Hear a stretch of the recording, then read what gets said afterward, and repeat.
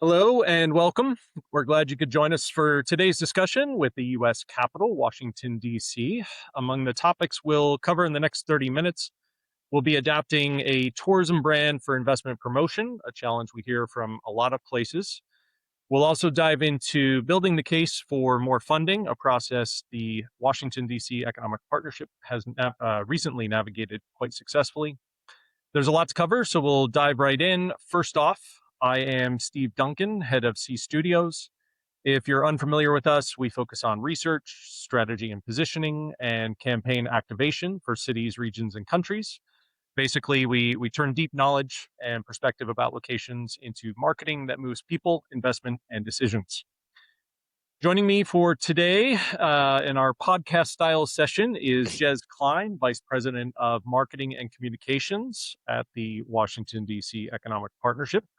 Jez, welcome to you this morning. Can you start us off by sharing who you are and more about the mission of the partnership? Sure. Uh, Thanks for having me. Very excited to be on this. I've been watching all of the previous ones, so this is fun. Thank you. I'm Jez. I am Vice President of Marketing and Communications here at the Washington, D.C. Economic Partnership. Our official fancy mission is advancing inclusive economic development in Washington, D.C. The way I Excellent. like to describe our mission is how our CEO describes our mission. It's business attraction, retention, expansion. We want to get you here, we want to keep you here, and we want to help you grow. Perfect. And also, we want to increase the tax base, obviously. Of course, that little Right. detail as well. For those who have never been to DC, can you give us maybe one misperception of the Capitol that you'd like to set the record straight about? Sure. Uh, Everyone views Washington, D.C. as a government town. Like, no one's really from here. This is just where, like, Congress is and the White House is. And yes, that's true. But DC is 700,000 citizens strong. I'm from Washington, DC. There's 6.5 million people in the metro. It's the second biggest metro area on the East Coast, second only to New York. We're bigger than Philly. We're bigger than Boston. We're bigger than Miami. There are people here, and it's the DC natives like myself and the 56 neighborhoods in the district that make DC unique. And people often forget that people live here too. Yeah. So that is one of the narrative points that I always try to make sure shines through in everything we do. One of the best food scenes in the U.S. for sure. True. Tremendous restaurants. That's one of my favorite things every time I go to visit. Well, great. Thanks for that. Thanks for that. A quick note for the audience, by the way, if you have any questions at any time, please feel free to drop them into the Q&A feature, the chat feature on your window.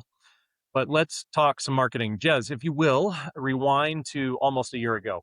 Destination DC had recently launched a new campaign. I think we said it was 2023. It had been quite Yeah. successful. It was There's Only One DC.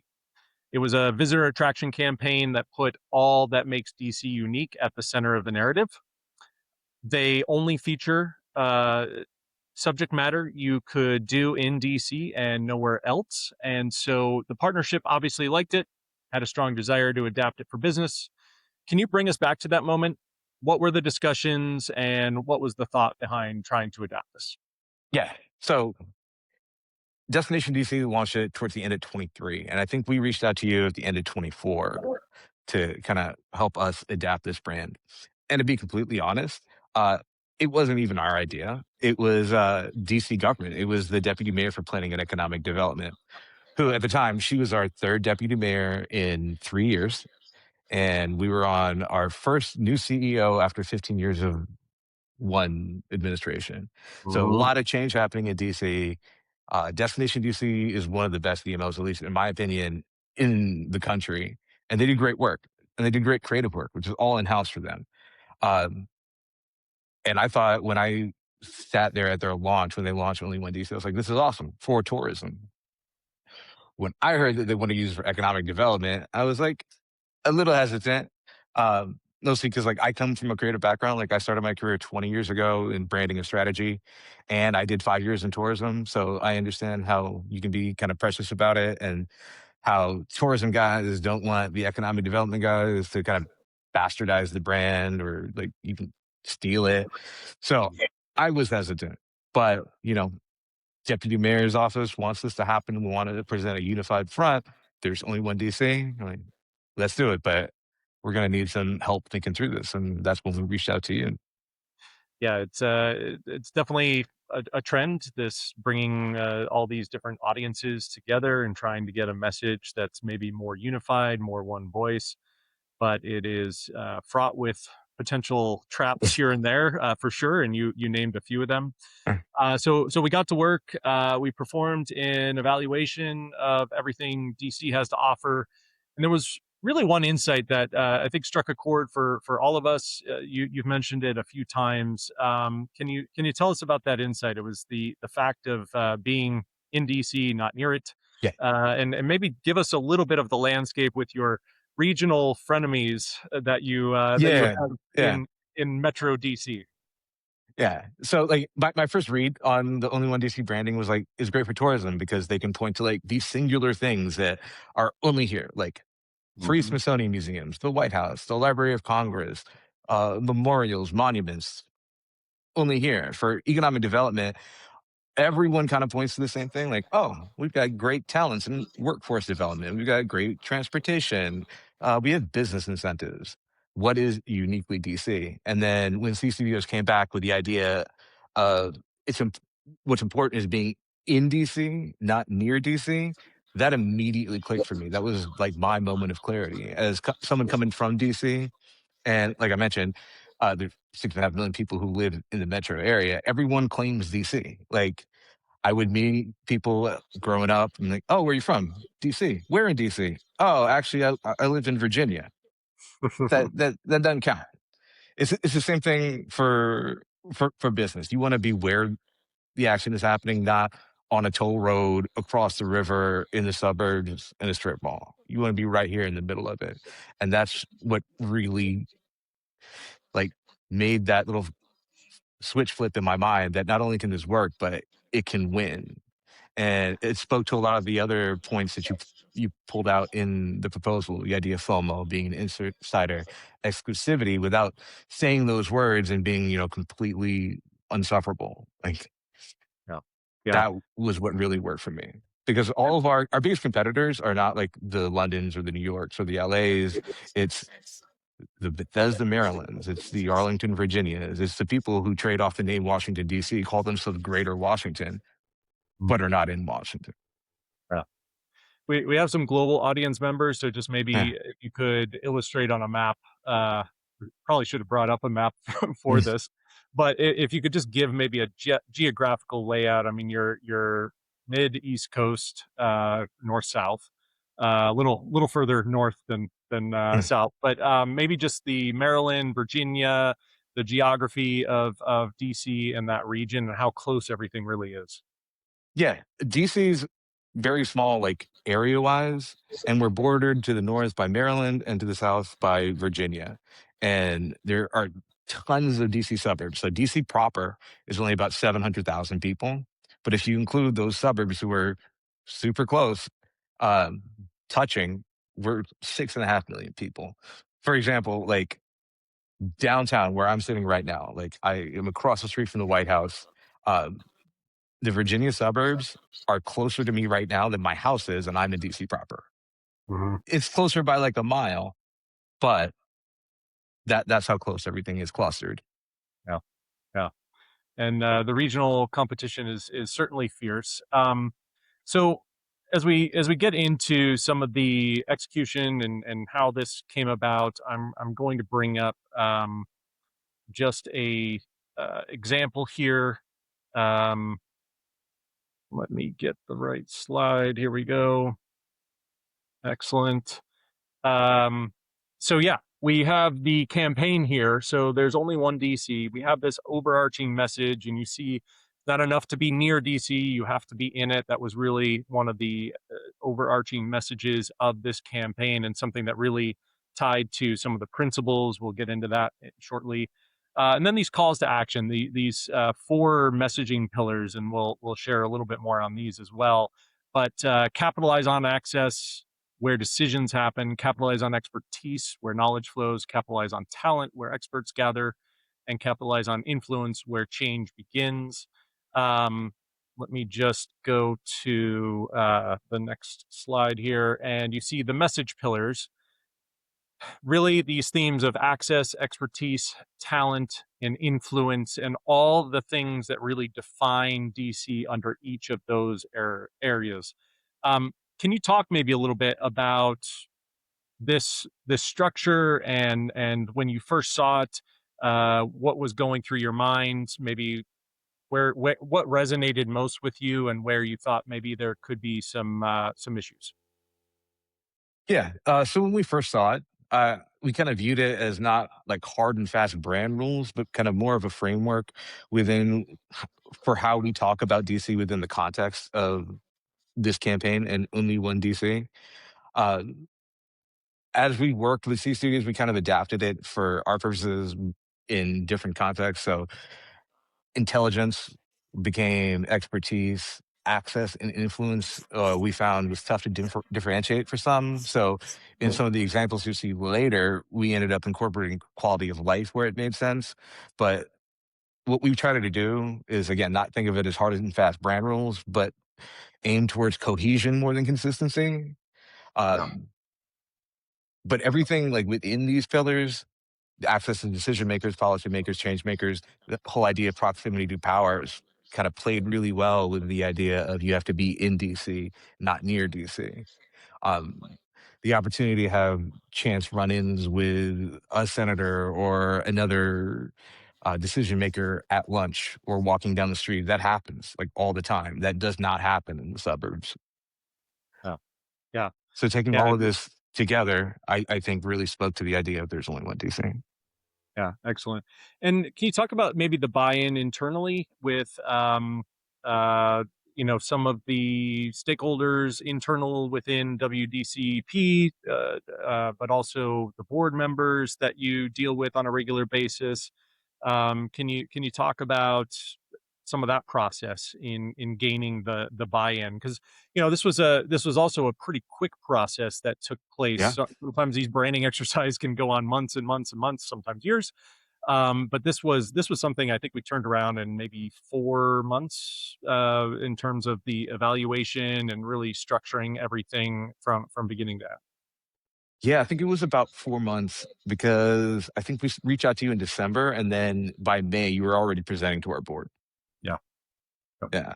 Um, in terms of buy-in from stakeholders, it was kinda at the onset of this whole project when word came down that we need to incorporate this tourism brand for economic development. I think it was kinda split half and half, like half of the board and staff were like, "Yeah, let's do it. Destination DC has been super successful.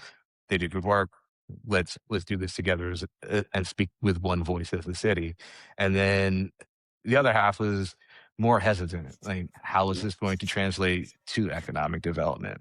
I think the turning point was really when we brought on C Studios and having that outside firm that kind of provided a different perspective who young weren't so clouded by DC politics and being here in the middle of it all. You're an unbiased third party. Plus, you brought like a ton of credibility. You're a firm who's done it before. We saw you work on the website. You were one of our first calls. I think bringing you on board helped helped us get a lot of the buy-in from stakeholders. Like even before we saw the final product, just knowing that we were guided by C Studios was super helpful. Well, we certainly appreciate that. Let's dive into some of the creative that resulted from this. You had taken this in house, and these are some of the things we'll show here in terms of what you've been working on in recent months. I'll just flip through. Here's a digital display ad. We have some collateral as well. Do you want to talk a little bit about this process and trying to take what was on paper and put it into a creative vision? Yeah, this was all done in-house, and what's funny is when we started making some of these products, we had just lost our graphic designer, so it was kinda just me trying to bring it all together. What we wanted to do is be really, really bold about there only being one DC in our tone and our copy. Uh, as you can see on the back of that folder, that this right now on screen is a mock-up of, Sorry, I'm switching Times back and Square. forth on you. Oh, you're good. You're good. We try to like embody the boldness of "There's only one DC" and saying it out loud with our chest that it's about being in DC and not near DC, without being too unfriendly to our neighbors and our competition, without being too arrogant, but still being assertive that there is only one DC. So that's why we went with the bold gradients, but with sharp edges, incorporating the DC flag within the word mark.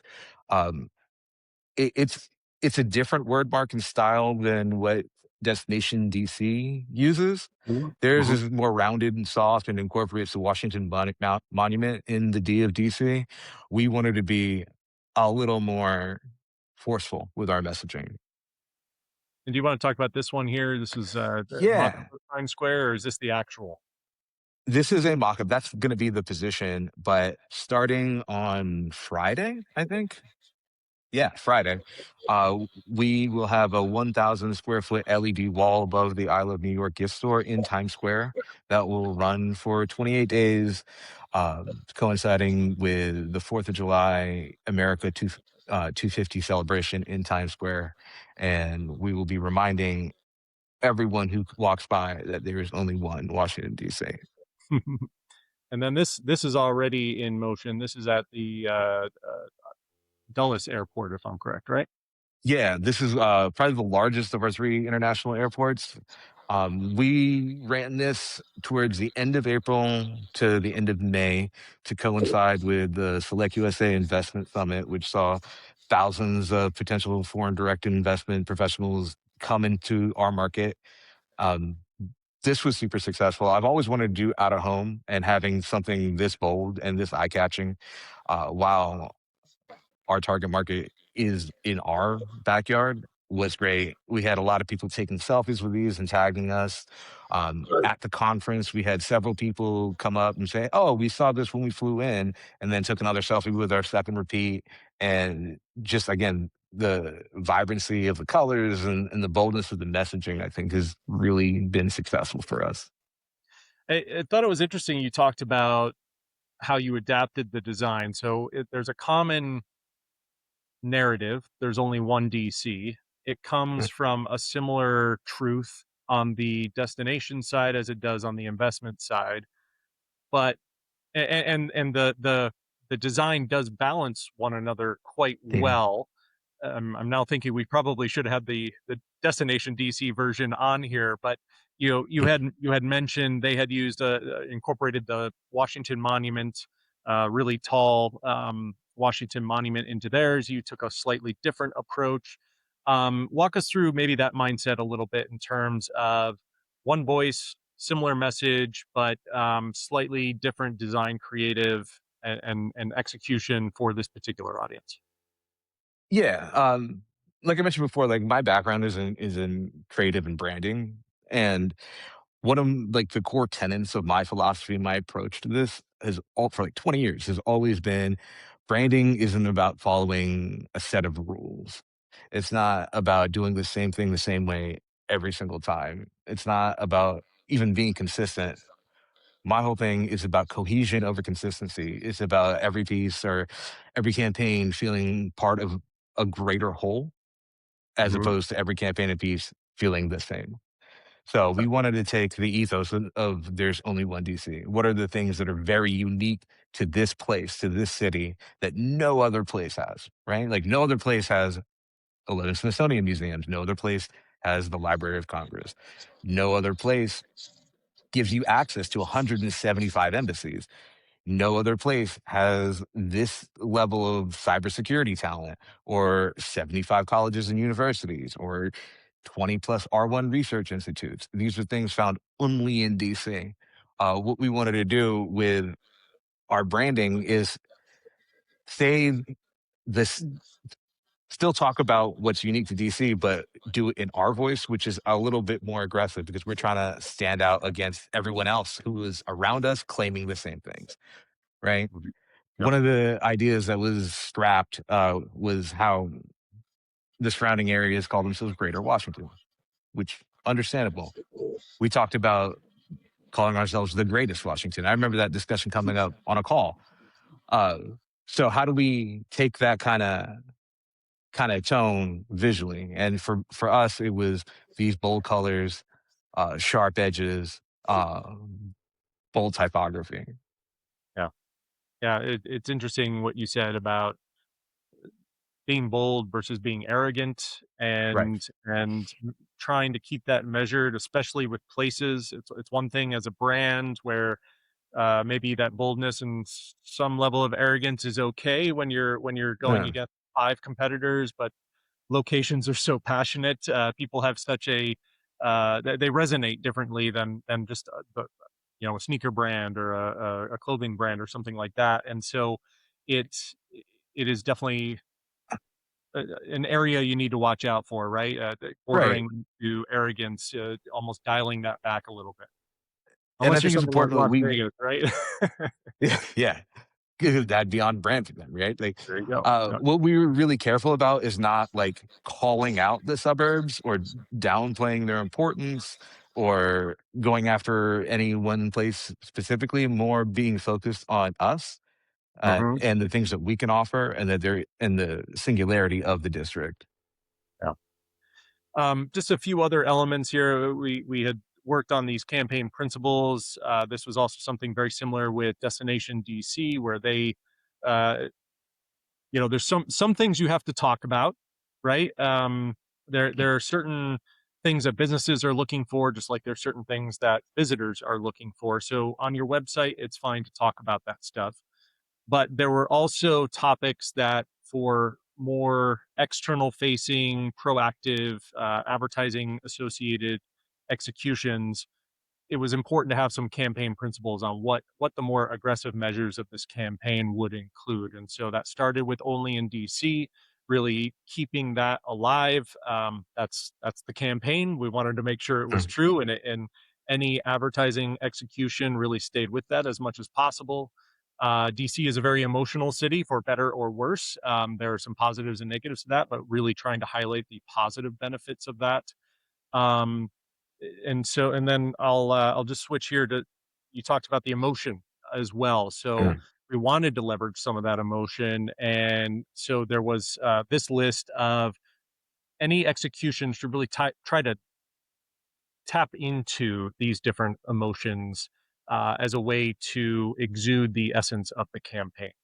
Um, I'm in particular curious on Home of the Elite. I know we had some discussions around that, and that was meant to Mm. turn elite. That can sometimes be a negative, right? And we thought, how can we turn this into a positive, where we're home to elite talent, not the elites, but elite talent, and make that more of a positive connotation.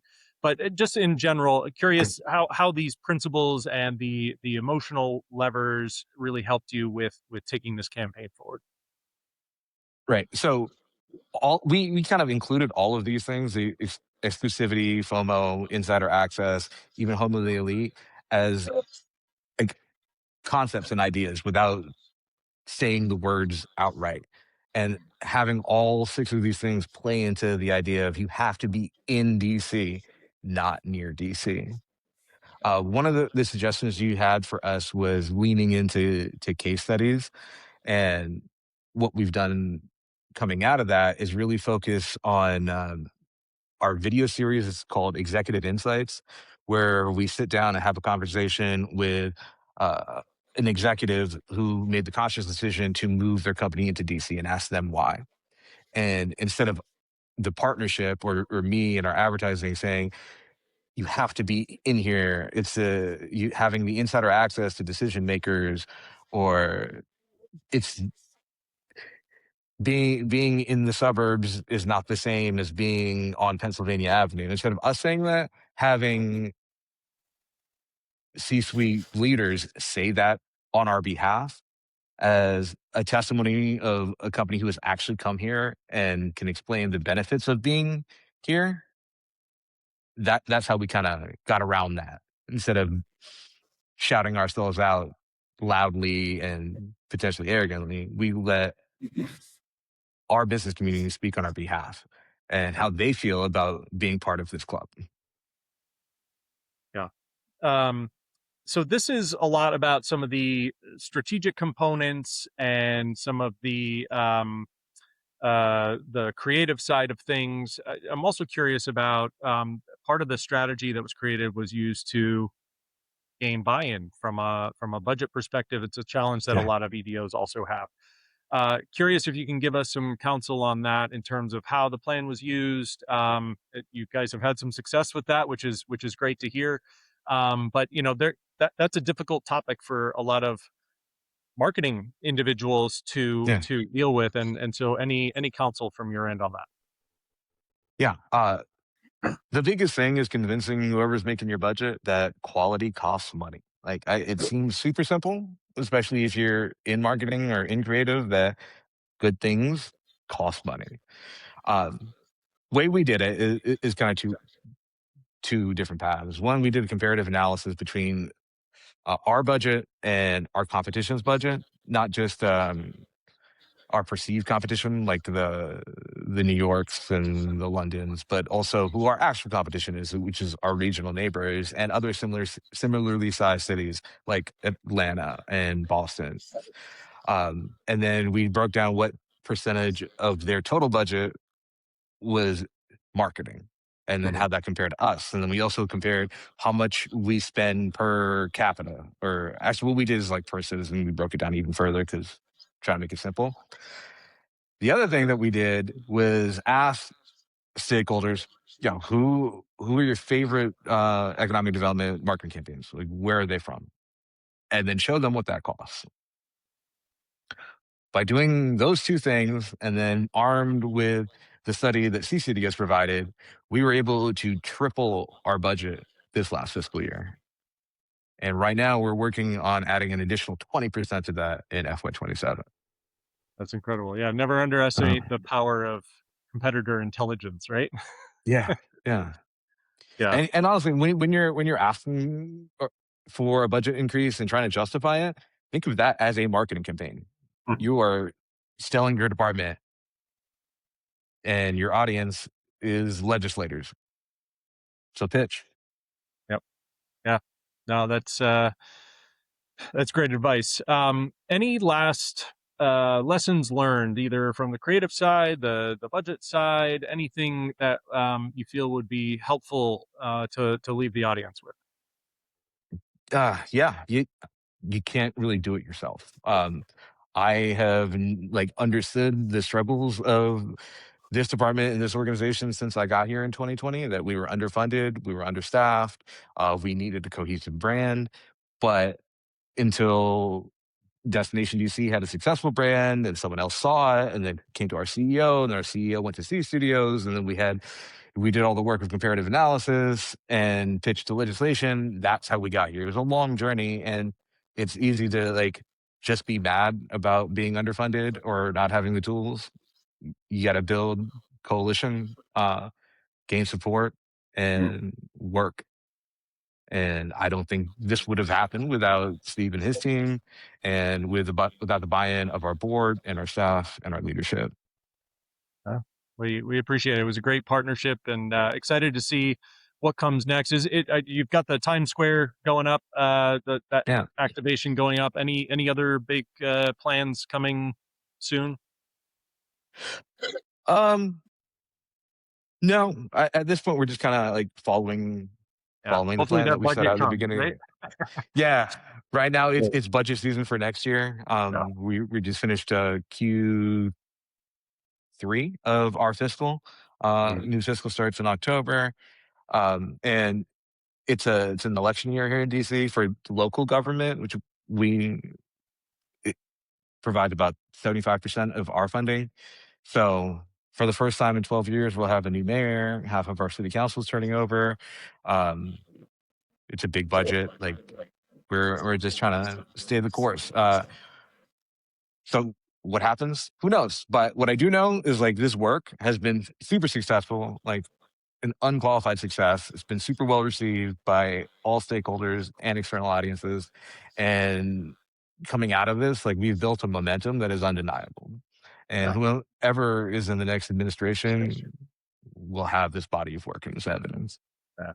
Well, we wish you well through election season, through budget season, and with the continuation of the campaign. It's great to see it come alive, and you guys have done a great job, even with some staff transitions and all of that. So really excited to see things going forward. And yeah, best of luck to you. Thanks for joining us today. Thank you. All right, thanks everyone. We appreciate your time, and yeah, that's everything for today. So have a great one. Cheers.